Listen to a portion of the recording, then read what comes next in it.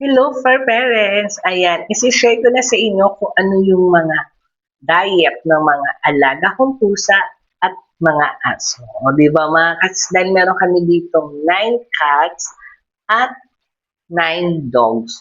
O, so ito yung mga diet nila. Oo, pet yum talaga mga cats. Dahil kung naghahanap kayo ng affordable na dry food para sa mga fur babies natin, ito na yan. O, dito muna tayo sa aking pusa.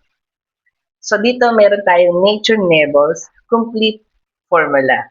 At yung variant nito, meron tayong Seafood Fest at Carnivore Classic. Siyempre, importante yung may complete nutrition. So, ayan na yan mga kasi 1 kilo na. Oo. Then, sa mga dog ka naman, ito namang Beef Bonanza at Farm Fest, mga sis. So, sabi ko sa inyo, kung ano yung mga diet ng mga alaga ko, sinishare ko sa inyo. Dahil kung naghahanap kayo ng affordable at yung legit na dry food, ito na. Dito yan sa Petiam Nature Nibbles. Sis, alam kong magugustuhan ng mga fur babies nyo dahil dito pa lang marami ng benefits para sa mga alaga natin.